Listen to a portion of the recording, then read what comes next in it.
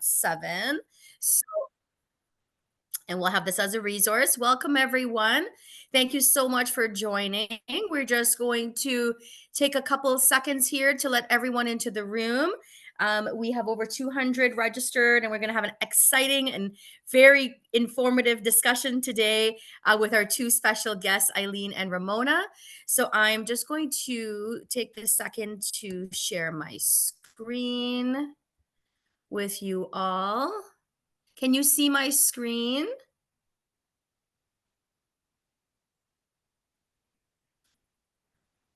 Let's see if we can see the screen here. Yes, they said yes. Okay, great. Awesome. Okay, wonderful. So I'm just going to play it from the beginning here. Great. Find the yes. What you need to know to succeed in recruitment. So nice to see all of you. My name is Sisha Maharaj. I'm a senior consultant, business development and external relations with Devant. On the right-hand side is some of our team members. We have really pulled together some amazing events every week from 7 to 8 every Wednesday. And I run the employer-facing events and the recruitment-related events for Devant, as well as a few other interesting projects that I'm working on. So let's get started. All participants are muted, so there's no need to use your video. This session is being recorded and it will be shared by email with all of those who are attending today only. You can post your questions in the Q&A function at any time. I also want to encourage you to introduce yourself. Use the chat. This is a friendly and safe space. Would love for you to be able to connect with others, maybe from your school, maybe from your community. Please introduce us. Let us know, what is your career goal? Where are you dialing in from right now? We'd love to get to know you a little bit more, but I will only be using the Q&A to ask your questions. So as you hear from Eileen and Ramona today, feel free to ask questions and I will go through them in the order that they are received, as well as trying to get to the more general questions so most people can get the benefit from the information. We also have future sessions listed under the events tab on the Devant website. So please mark your calendars. We've got exciting events for you. For those of you who are the first time attending one of our events, Devant helps over 150,000 students and alumni to get hired in Canada. We offer free actionable advice from career coaches and industry experts at our live events, such as today. We also offer the latest AI-driven tools to polish your resume, your interview skills, and help you understand the labor market, across the world as well. Introductions and to partners and employers are also made to help you in your immigration, your academic life, and your career development. So please go onto the Devant website to learn more. So Sisha, without further ado, I'm so excited. Oh, sorry to sure. interrupt. I think you're sharing your other screen right now. We don't see the full presentation. Oh, there you go. Oh, you're not seeing the full presentation. Oh, thanks for letting me know. 1 second.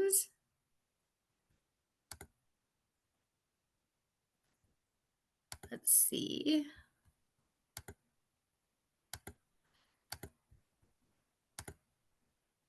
Can you see it now?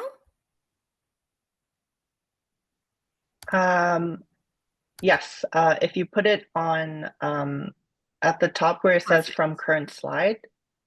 There we go. Okay. Wonderful. Thank you, Eileen. I think you need to put it in presentation mode because we see the sidebar too, Sisha. Okay. Is it now showing from current slide? Yes, but click on the presentation mode, I think, first. At the bottom.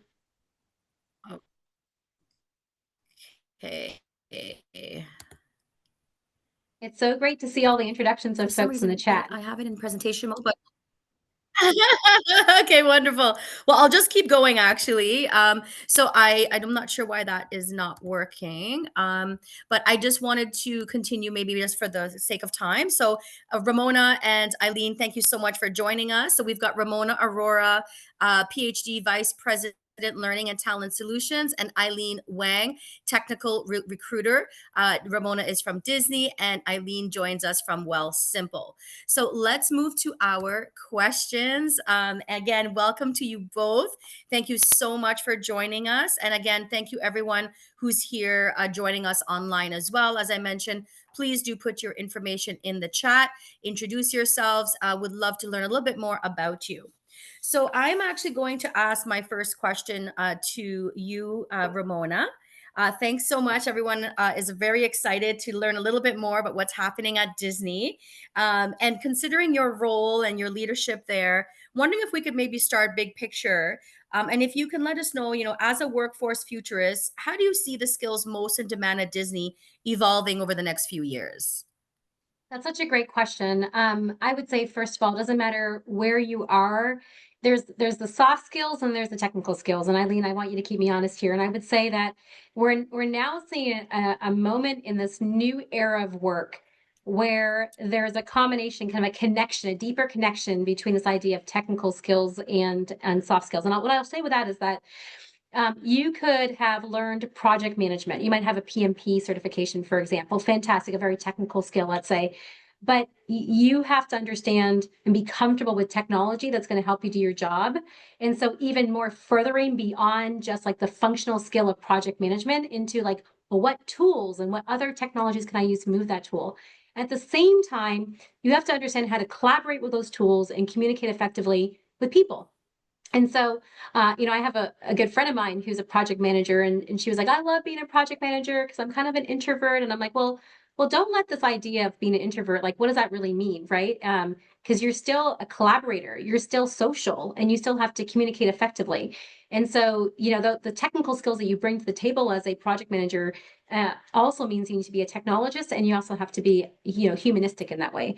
So I feel like across the board, across everything. Now, Disney is a big company. We've got creatives that produce movies and hold like the grip, for example. We've got folks that live in our parks that are attraction hosts and greeters, people that work at our front desk at our hotels, and we have an entire 70,000 people that work in corporate that do the back end of finance and marketing and legal and HR. And I would say collectively across all of the complexities of all the skills, it's the skill of curiosity and being kind of tenacious and saying, I might be uncomfortable with technical skills, but gosh darn it, I'm going to understand what AI does and what automation does.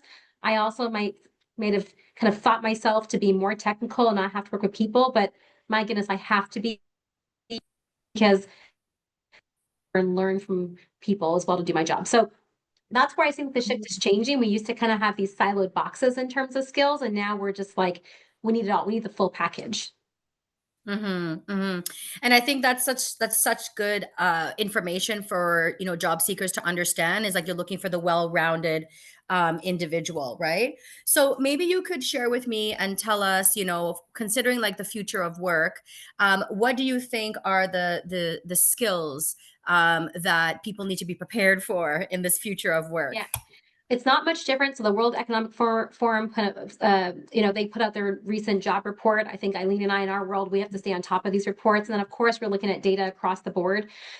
I would say, like, let's kind of think big level skills, right? Like you have to be analytical. Everything is data focused, right? Even when you go and do a Google search, there's data involved in that. And I actually think of it, there's a trifecta, right? So if you want to be effective in this new era of work, there is something that I'm going to call out as being humanics, right? And this idea of humanics comes from Dr. Ayoun, who's the president of Northeastern University here in the US, which is a very experiential university, very similar to Waterloo and some of the other schools that we have in Canada. And it starts with this. You have to understand technical literacy. Even if, listen, I was a social science teacher for a number of years in a high school up in Markham. And I would say that, like, I would never consider myself a technologist. I studied the humanities, so sociology, psychology, English, whatever. You have to be comfortable with technical skills. You also have to have data literacy. So you have to understand, what does data even mean, right? Like, how is it connected? How does it inform the work that we do? Understand that maybe that means looking at a spreadsheet and understanding it. So if you're not a numbers person, I don't care if you weren't great at math, understand data. And the third skill then is what I'd say is the human literacy, right? This idea that completes this trifecta of humanics. And that human literacy is like, do I know how to collaborate well? You cannot do a job on your own. There's no job that's really done in a silo. Even if you work from home, you're still working with other people. Am I an effective communicator? Can I tell a story really well? Even with technology, even in the way we prompt, it's like telling a story. And many of us might feel like whether we're second language folks or we're not writers, you are now, and you better become familiar with it. And so being able to tell a story, being able to communicate very well, being able to collaborate very well, being able to be analytical and also empathetic, have good ethics, understand ethics and bias. All those things, that trifecta is really what I'd say are the surging skills right now that I know my company and many other my colleagues who work at other companies are focused on trying to build across their company. And I could have said AI, but that means like it's not just understanding what that means or automation or machine learning means. No, you have to understand data and you have to understand the human part of the literacy as well. So that is really interesting to learn that at Disney, data and understanding the storytelling. I think we all agree, like, you are number one expert in storytelling in the world, and it's just so amazing to see what's coming out of Disney, and the creation of the opportunities for storytelling here are endless. I'm just curious, maybe if we can, use a real example. I know in your role right now, as VP here at Disney, wondering if you could maybe share with us, was there an example of somebody who really stood out to you or did a really good job that you met during the recruitment process that you might be able to share with everyone? Oh my goodness. Well, here I'm going to tell you a story of a gentleman who just started on Monday. For top of mind, right? So, um, I'm looking at processes right now, right? Which many companies are, right? And this is probably why it's so difficult right now.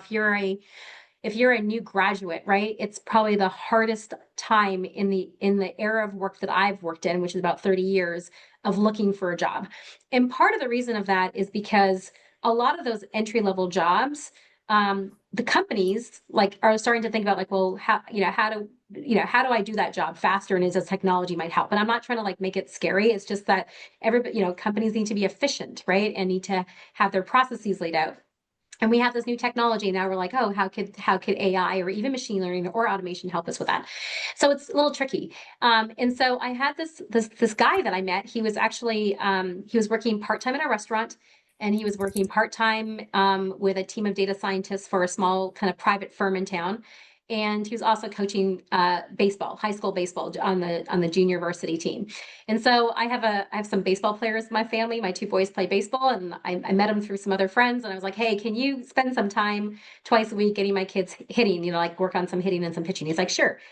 And what I noticed when every time I went to go pick up my son, I would get this like, he would be like, hey, anything to focus on today, mom? And I'm like, okay, you're going to take my money, but you're also interested in, like, you're consulting with me. Like, I'm a partner in this.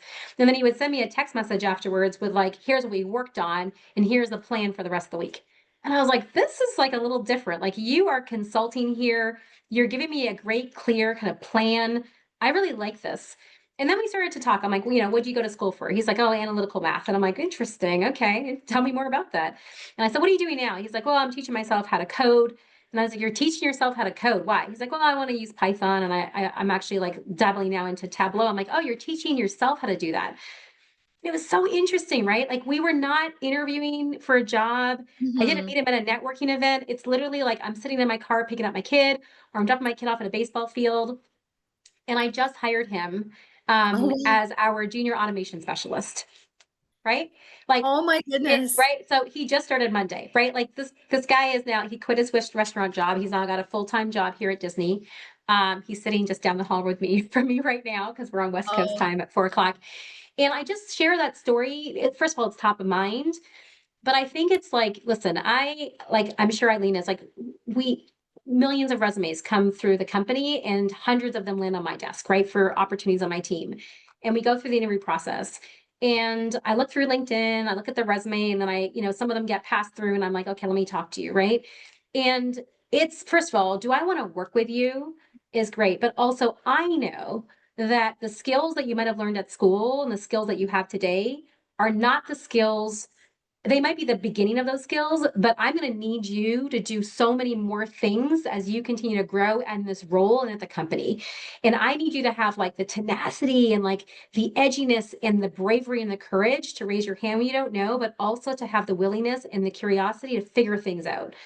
And I also want to know if I can work with you. I spend more time at work sometimes than I do with my family on the, 9 to 5 or like whatever times I'm in here. And I want to be able to work with you. I want to have fun with you. I want to learn from you. And so in the communication of just being his client as a parent, sending my children to that, learning about how he has these 3 jobs, right? And just being really interested in like appreciative of how he communicated to me and didn't take like, this is a baseball mom sending her kid for practice for granted and actually put the extra effort in to communicate with me. And then telling me you taught yourself these things. To me, that was a fantastic story. And so I'm taking a chance on him. He's day 3. It's Wednesday, right? Oh, And I'm excited to see where he is. But those are the skills that I was looking for. Somebody who I know like has what they have today, has like kind of the just like I guess the just the energy to go figure things out, right? mhm. And also he's working hard. He's working 3 jobs, right? And coaching kids, like that's not easy at all, right? So Mhm. so that's just an example of how that, that situation went down, I would say. Wow, that's incredible. And thank you for sharing that particular example because we often talk about networking, building professional relationships and meeting people. And I think that sometimes job seekers lose hope, with the recruitment process, like trying to apply online and, how do they stand out? And we talk about extracurricular, we talk about leadership opportunities and how those relationships can land you an interview and you weren't even formally interviewing him and it was through a conversation on the baseball as a baseball coach to share is that opportunities are every site that are advertised through professional relationships being developed. I'm going to go to Eileen next and sometimes how things work behind the scenes, and today we want to like open the curtain a little bit and learn a little bit more about Disney. Ramona, do you mind maybe sharing with us like what is your role there at Disney, and if people are interested, what would be the best ways for them to learn about opportunities? Yeah. So first of all, I think we have one of the best career sites. And so if you're interested in Disney, the Disney career site is a fantastic place to start. There's so many resources there. We're actually working on a refresh of that site. So if you were to log in today, great. If you were to log in like September, October, even better. So keep coming up. But my role is really an interesting one. So I started at Disney 2 years ago, and I'm their vice president of career development. And there's an and because this is where I say you start off with one job, and you never know where it's going to lead. But when I came into Disney, there was a need for somebody to really understand the technology systems on which our talent organizations or like our HR talent organizations are built on. And I happen to have a skill set, happen to be, kind of raising my hand, asking good questions when I started my role. And so I also lead our talent technology product management team and helping to architect what I believe is going to be a really great kind of an ecosystem for managing talent and developing talent across the company. And my role for career development is really thinking about how do we actually grow and build really, like the longevity and valuable career experiences for employees, everything from mentoring programs and education programs to upskilling opportunities. As I know, the world is changing, so that means your skills will be continuing to evolve. And how do we make it easy for you to go do that? Also thinking about opportunities and activations to network across the company and build relationships. And what I'm most proud of actually most recently is this idea of like really leveraging internal influencers, if you will, experts within the company to really share their knowledge and democratize knowledge share. Listen, this company has 230,000 employees worldwide, and we've got some of the most brilliant people here. I really do believe that. And it's just really hard. If any of you've ever worked for a big company, it's hard to navigate. And then we realize that there's a power of social that we should be leveraging inside. So we've just actually launched something called our Thinkfluencers, which are Disney experts who are sharing in very like social form, like think about TikTok meets Instagram. And we've got people kind of showing how they do their work, sharing their expertise, sharing ideas, and connecting people across the company. And so just thinking about how do you manage your career. I'll just finally share that career is not just your job, and I hope everybody thinks that way. It's about, yes, you have to achieve, but it's also around how can you do your work and also create balance in your life, right? So that, you can bring yourself full self to work, but you can also bring your full self home into your friends and your family. And then also this idea of connections. And so we really think about career being like achievement and balance focused and also connection focused, kind of as simple as ABC. And that's what I get to do. I feel like I have the best job. I really do. I'm a little Oh, biased, wow. but it's a Powerful. great It's job. like a whole city. Disney is a whole city on its own, It's a whole over city. And if you work on 200,000. a cruise ship, it's an island too. It's a floating island. So Wow, wow.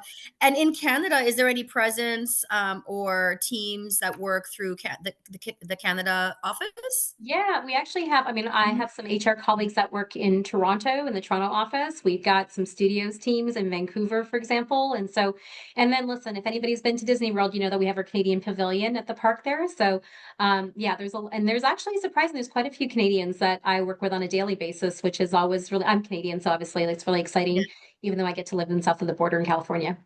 Yes, yes. I had to ask. Okay. Yeah. Thank Yeah. you Oh, so yeah. much, There's Ramona, plenty for of them. being They're here. everywhere. Yeah. Amazing, amazing. Well, I'm so excited. Thank you for sharing all those tips. I hope everyone was taking notes. And this is such great tips and advice in terms of what you're looking for. A real life example of somebody who was able to get to work through networking, from a baseball coach, to you said his role was a junior Automation specialist. And so listen, like I don't automation think he has ever specialist. worked that role before, but he's learning it this week. He's learning it this week. I think he's gonna do great, so good luck to him. So let's now learn a little bit about Simple. Eileen, thank you so much for joining us here, and as a direct recruiter, I'm sure there are a lot of individuals here on this call. We have over 100 right now listening.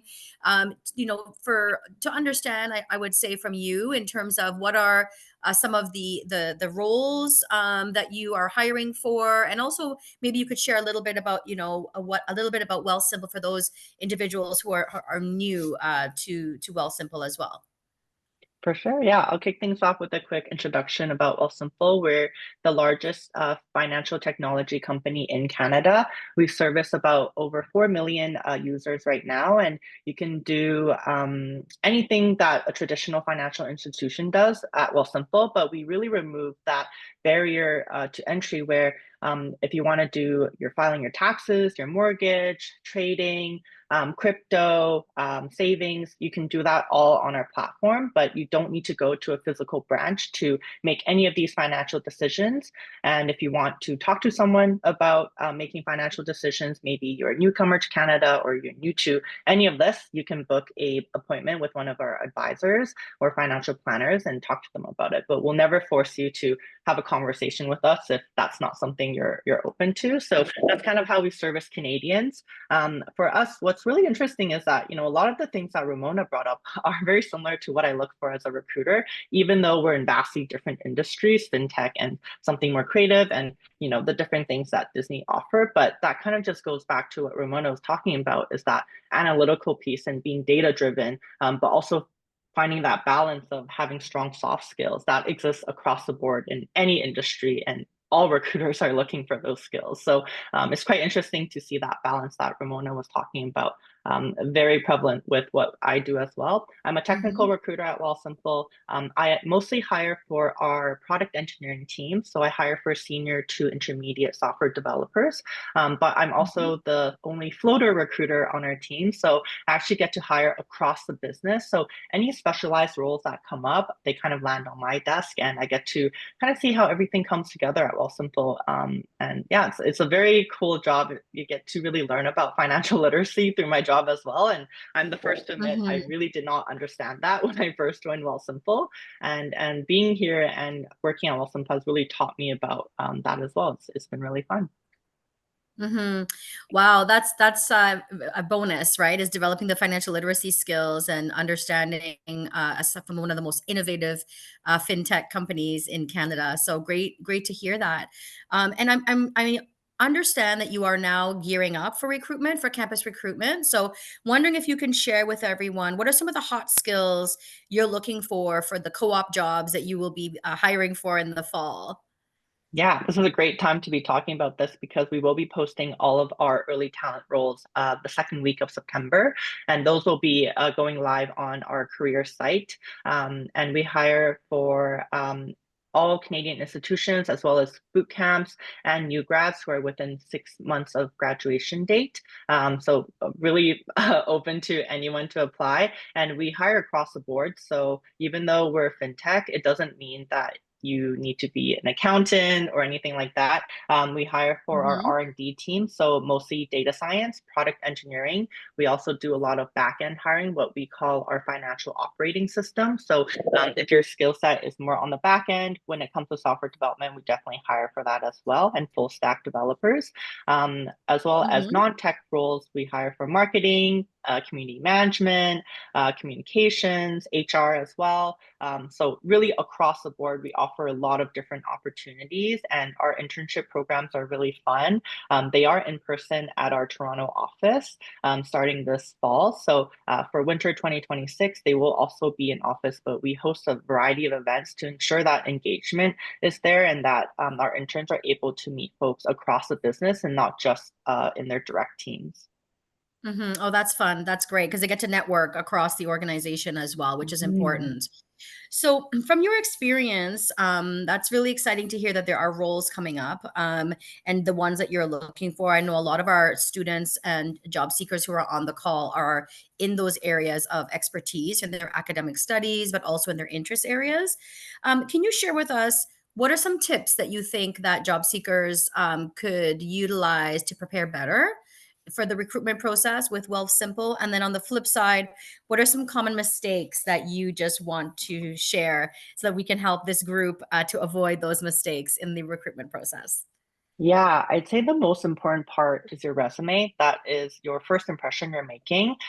So really having a strong resume. I always tell folks, regardless if you're an early talent or you're a senior in your career, get it peer reviewed. Ask at least two other people to take a look at your resume and give you feedback.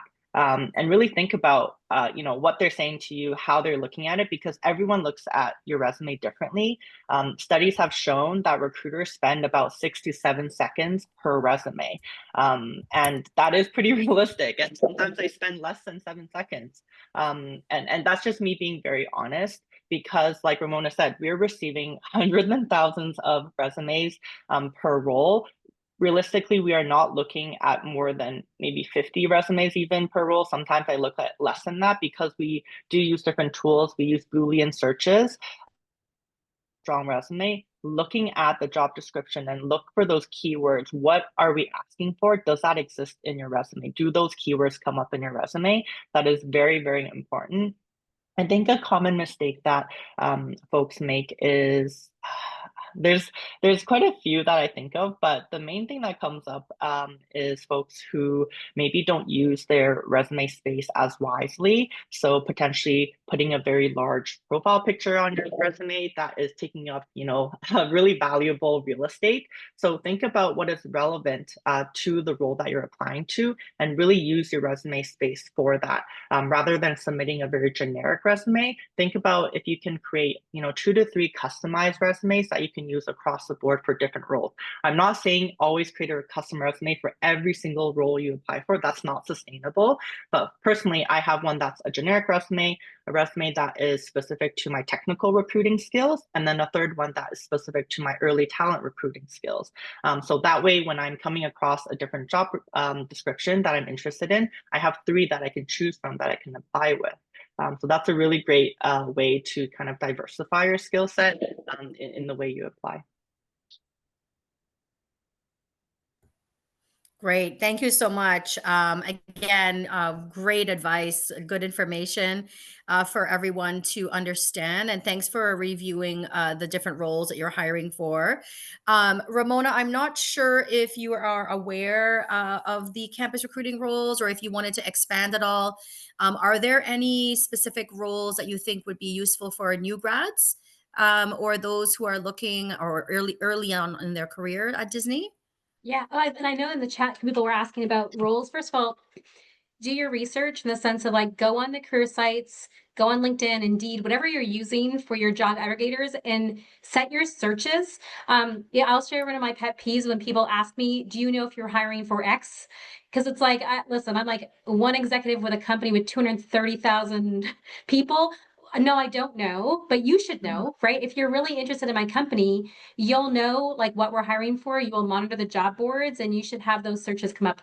And then you should apply very soon. Because to Eileen's point, like if you wait like 3 weeks after the rec has been the role has been posted, we've probably already gone through resumes and we're probably already interviewing. So the minute you see a job pop up, put your resume in. Don't hesitate to wait. Also, in terms of like if yes, we are hiring. Our internship hires will be coming up. We always have open roles available. That it doesn't say on. We're a big company, so we're obviously already always hiring. But Mhm. set those searches so that you know exactly when they are. I have a couple roles on my team right now that, an open senior manager role that I've had posted for a while. I'm kind of at the end of that interview process. I just hired somebody recently, and I know in the next couple of months I'll have new roles available. Just wanted to add on to Eileen, one of the things that to that point, like if you're going to be with a recruiter or you're sitting beside somebody to talk, like asking, do you have a job available or I'm looking for a job is not how typically I would lead, right? To me, once again, like this gentleman who I hired didn't ask me for a job. We just had we let the relationship build, right? So I think it's kind of tricky. It's a little bit of a dance that you do, right? It's like, if you don't want to come across as too pushy, but you also want to have an opportunity to present yourself. So context is everything, right? If I'm in a networking event for a job situation, then I can talk about jobs. And if I'm talking to recruiters, certainly. If I'm meeting somebody at a restaurant or on a train or something, like I've had a lot of opportunities given to me on people who I've sat beside, on the GO train and on a flight between Toronto and Montreal. I don't know what it is, but like randomly you start talking to people and then I was at a Jays game a couple weeks ago and I met this woman and her dad, and I was so blown away. She's a recent graduate from St. FAX University in Nova Scotia, New Brunswick, and I was so impressed with her. And I gave her, like I said, here's my phone number, my email address, and please connect me on LinkedIn. And I went to her, like I want to hire her. She's like in law, she's going into law school there. It's like those are the things that like I think it's let yourself really kind of do the talking. And if you're like, if you're forcing it and stuff too, that can be really aggressive, and that sometimes turns people off. And primarily, I would say like a lot of executives, like we don't know the day-to-day groundwork that's happening. Like the guy that we just hired is reporting to a senior manager that reports to one of my directors, right? Like he's a bit removed. And so that's where like I gave, his information and encouraged them to interview him, and then he got the job. And I think what he did really well is he balanced that, right? Like he didn't come back to me like, did I get the job? Like he didn't, he once he was in the process, he let the process go. He didn't keep coming Mhm. back to me. Because then I would say that on the back end, and this is where I keep things really real. If you keep coming back to me, it's like, sometimes that can get really annoying or also like not show that you're confident in yourself to go get the job. Like I'm giving you an opportunity, take it and go, and show yourself and your ability to go get that job. So just some of those hopefully those little nuggets. Cause I mean, I remember how uncomfortable and like almost like you feel like you're just throwing resumes at a black hole and you're like, somebody please find me. Yes. That's what it can feel like. I was job hunting a couple of years ago when I was obviously like when I was looking for an opportunity like Disney. So those are just some little hints that hopefully that kind of sticks with you. Eileen, you know it more than Great. I do, but those are the things that I can share. Thank Yeah, you. Yeah, exactly. no, that's really helpful. I wanted to just quickly add to that, Ramona. Those are some really great points. And one of the most memorable networking experiences I've had was when a student was waiting for me to talk to me at my booth, and he looked at our career site while he was in line. And the first thing he said was, I took a look at your career site. I saw this role. This is not super relevant to what I'm looking for, but I see a lot of similarities. Can you maybe talk to me about roles that are adjacent to this? And I was like, amazing. You took the Yeah. time and you did your research, right? So, yeah. Yes, yes, yeah. Oh, I Mhm, love that. I mhm. remember the guy, I was doing recruiting at an event and he noticed that I was talking for like ever and he offered to get me a glass of water. And I was like, oh my goodness, like what a selfless act, because I know he's in line to get himself a job and he got me water. And the minute he handed me that water bottle, I actually was like, can you excuse me for a minute? And I talked to him for 20 minutes. So it's amazing how like being genuinely yourself and authentically yourself and also being confident, right? Like it's tricky out there. It's hard to find a job and being realistic. I think Mhm. that can come across in more ways than you would expect. Oh, I remember, like, I remember that when you're networking and you can't talk because you've been talking to so many people and, Yes. you need to have water. Yes. And I That use that one example as student who well. sees That one you and is student. like, thank you. Yes, get me a bottle of water. I so appreciate it. That's super helpful. Thank you. So I'm actually going to go to some of their questions now. I see that we've got a number of questions here in the queue. Ramona, I'm going to ask this one because just in case you might have a thought on a book or article discussing the trifecta of the technical data and human literacy that someone is interested in learning more about. Do you have any recommendations there? Okay, so I don't know if you've been on LinkedIn lately. There is so many opportunities there for like freeware right now. Whether you want to pay like the 39 or $50, whatever it is, to go do a Google certificate on AI, or you want to use like one of NVIDIA's like intro to AI courses, like all that's free. It's like right there in front of your eyes. Here's how I'm learning today. And I am like, I don't want to say I'm an old dog, but like I've had to like I used to learn at a library, checking out a book. And then I learned from Google, Mhm. right? And now I'm learning that I learned from TikTok and Instagram. And the way I'm learning right now is I take at least 15 minutes every morning when I'm drinking my morning tea. Is I'm actually, there's a couple of people that I follow on LinkedIn. This gentleman by the name of Connor Greenan, who's a professor of AI at NYU. I follow him because he's got opinions about AI. There's a couple of like groups that I follow in AI, and I'm like soaking all of it in. Like, what is it teaching me? And that's because I want to stay current on what's happening. Um, I use I use Chat GPT now to learn things, right? So I am asking Chat GPT, and I'll give you an example. I had a meeting yesterday that I was going into, and I was like, I got to make sure I'm telling the story accurately and well. And it's something that I tend to be long-winded in case you haven't figured that out right now. And I have to practice still, and I have to train myself to be really concise when I go into some of these very executive senior meetings. Then I actually used ChatGPT, and I kind of put my thoughts down, and I asked it to help me think about ways how I can frame my ideas. And that's how I was learning. I was learning how to tell a story that I had to tell in a meeting a couple hours later through using ChatGPT. So this is the way I think. I think learning is a couple ways. I think it's social, right? So asking friends, finding mentors, finding networks. But I love to observe people who are really good. Like there's a couple people I work with, and when they're in meetings, I'm like listening and I'm observing and I'm taking notes, and I've asked them to mentor with me. Search is another way on how I'm learning now, whether it's through social, but it's also through using AI. There's also tons of freeware courses on like YouTube. I subscribe to Masterclass. I love a little bit, I mean, I work for Disney, so I'm a little bit celebrity driven too, but I love learning from like Daniel Pink on how to like negotiate and influence, right? Like I love learning about storytelling from Shonda Rhimes, right? So I invested in myself. Every year I buy a license for myself for Christmas.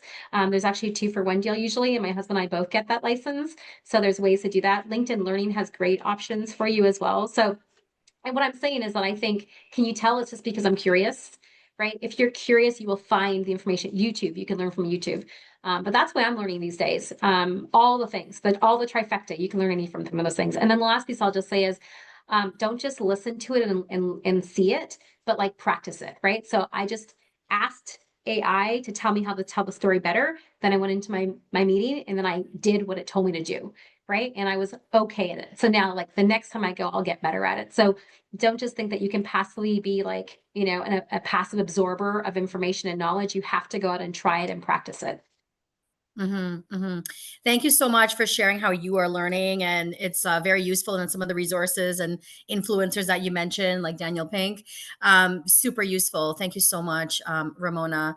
I have some questions here for you, Eileen. I've got a question here for from someone. Thank you for your questions. Quite a few questions actually. What do recruiters value more in a candidate? Strong motivation and passion, or well-developed skills? Oh, that's a tough. I would say it has to be a balance. For Well Mhm. Simple, one of the things that we look for is that passion. Do you truly love the work that you're doing? Do you have that proactiveness, right? Kind of going back to Ramona's very first point in the beginning of this meeting, just having that ability to go a little bit beyond what's being asked, right? Not just doing what's being asked, but is there other things that you can look into to really support your team and, you know, automate. That's a huge one right now, right? A lot of our processes still are very manual. So we need to look at ways to be a little bit more efficient. How does that help you? It gives you more time to do other things that are more important.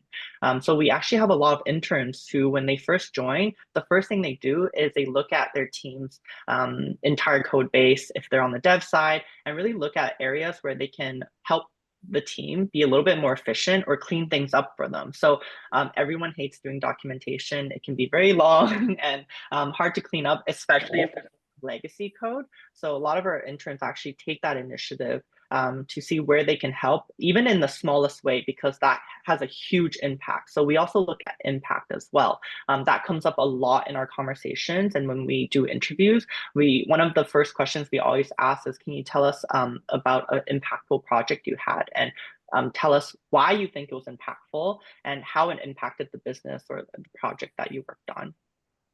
Thank you for sharing that. And this candidate here is just also very nervous, and having difficulty, I would say, presenting in an interview.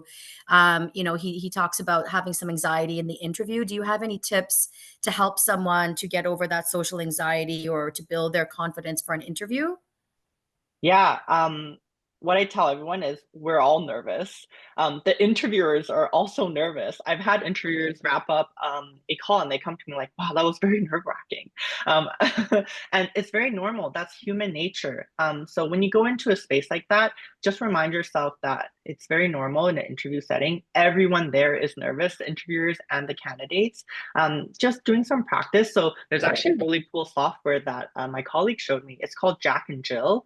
And this software will allow you to actually practice with this AI person. So I think on the candidate facing side, it's Jack.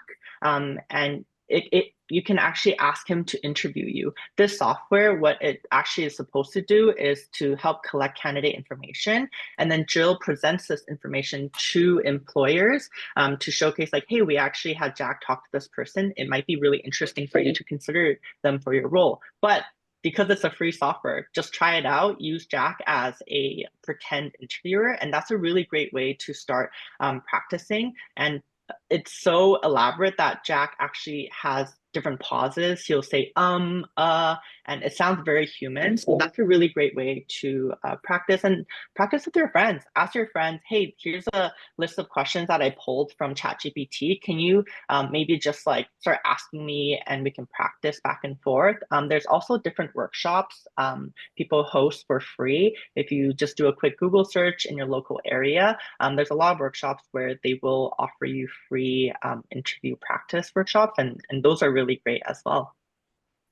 Wonderful feedback. I've not heard of Jack and Jill before, so I'm definitely going to check it out. Also, at Devant, we also offer support for resume, cover letter, interviewing skills as well. So just want to encourage everyone to please leverage the tools that you have available here as well. Eileen, in terms of like technical roles, how many rounds are your interviews? I just have a question from someone Yeah. around that. On the early talent side, it's usually just 2 interviews. So you have your live coding round, and then you have a final conversational interview with the hiring manager. If you move more into the intermediate and senior side, it usually ends up being about 3 rounds. So you have 2 technical rounds and a final interview. For us, our focus, even though we're looking for technical roles across the board for all levels, we're really, really focused on the communication skills. So even though you're applying for a very technical role, great, Java and you can do it while you're sleeping, but are you able to communicate what you're doing? If you're collaborating with someone outside of your team who isn't technical, are you able to talk about these technical things in layman's terms and have them understand what you're trying to do? So those are also things that we look at. So even though we call them technical interviews, keep in mind that we're also looking at other areas as well. Okay, thank you so much. So when you're looking at a resume or a resume crosses your desk, what's the first thing that really catches your eye?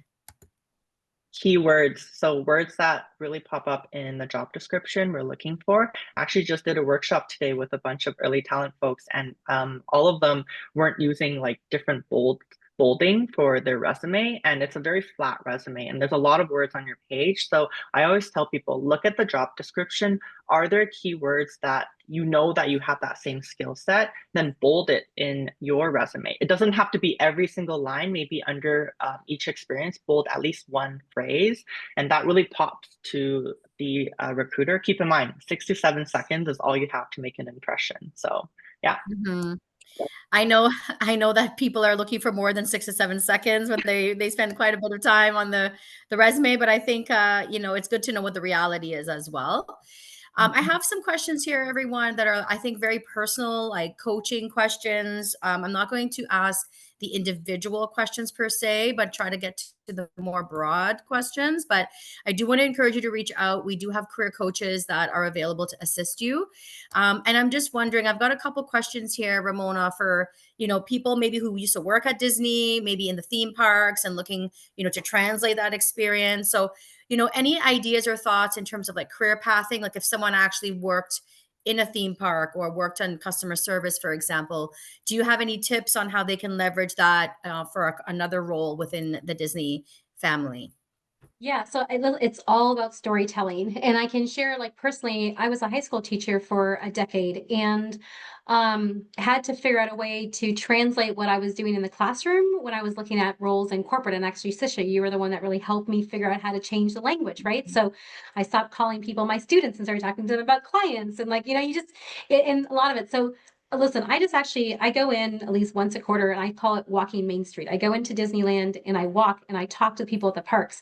And one of the things that I'm blown away with was just like how like they work hard and just the incredible amount of skills that are required to go like put a bunch of people on the Cars ride, right? Or literally try to get lunch service out to like, hundreds of families in the middle of lunchtime during the parks, right? It's just incredible the experiences you have. A couple things I would say is one is um, read the job descriptions of which you are interested in, and to what Eileen said is like bold the skills that they're calling out. Every job description has like required skills and then like additional skills. And be creative. Think about the story that that job description is trying to tell you. Now, first of all, you don't ever have to have 100% of what's written on a job skill, on a job description. Like get that out of your mind. I learned that the hard way. Nobody ever, ever, ever has 100%. No, the hiring leader like myself will put my wish list down and I'm probably going to get 60% if I can, right?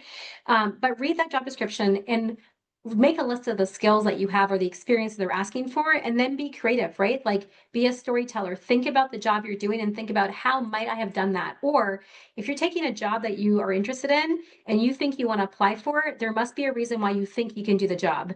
And then you have to translate out and look at the words that they're using. So for example, when I was transitioning from being a high school teacher to corporate learning, they were talking about designing leadership programs. And I was like, well, I used to design curriculum for my students in order for them to learn. Okay, really interesting, right? They're using like programs and they're using like content.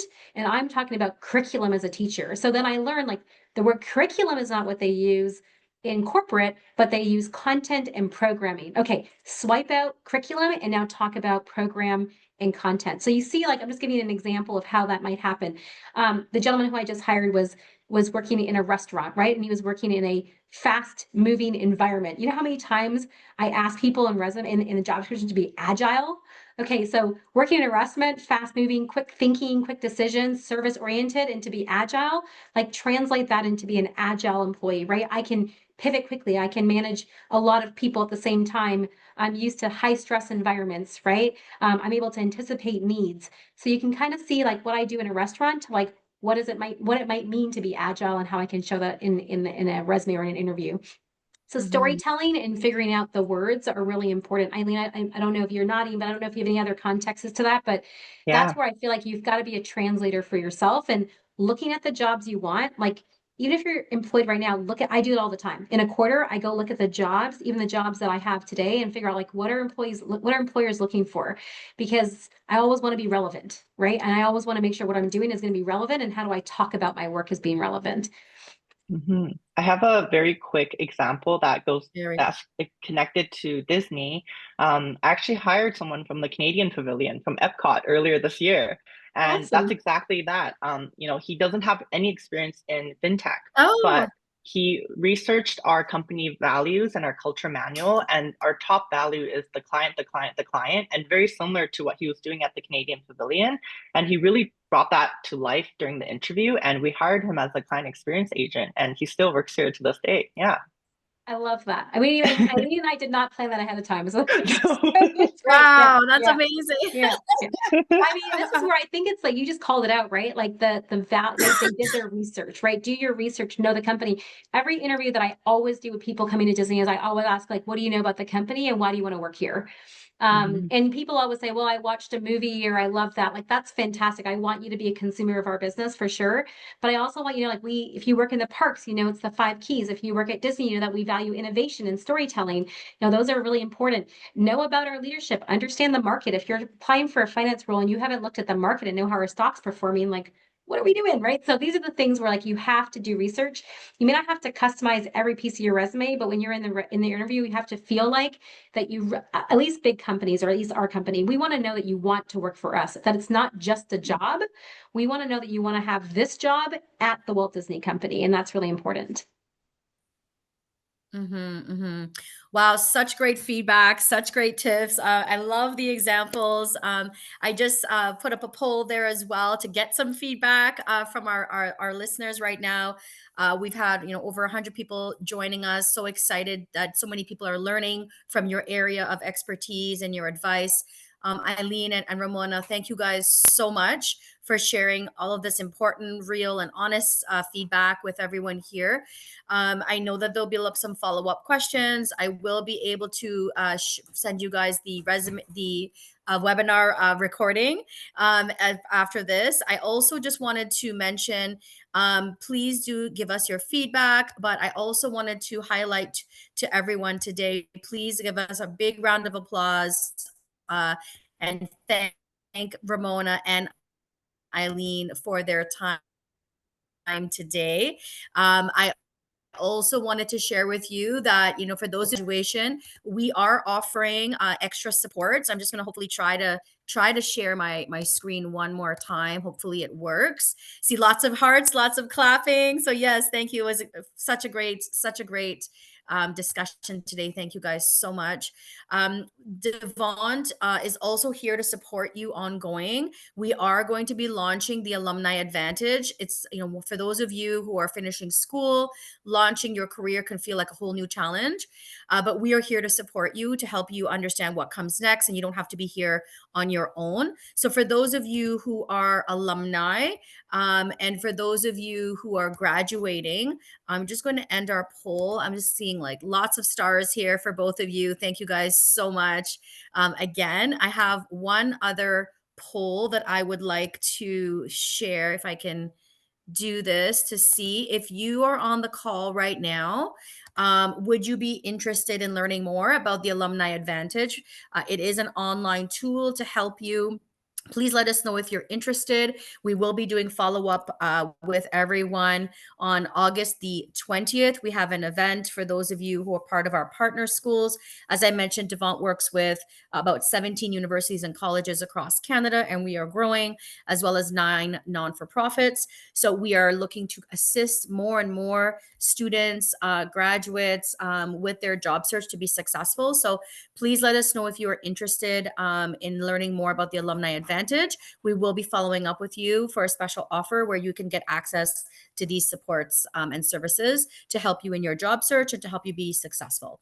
And for those of you who are interested in Wealthsimple and Disney, please check online for their opportunities. Hopefully this conversation will give you information to customize your resume, your cover letter, and hopefully you can also pick up some tips on networking. So again, thank you guys so much. It's 7:55. I'm going to end our poll right now. Feel free, to reach out to us if you have follow-up questions. We are here every Wednesday from 7 to 8 Eastern Standard Time.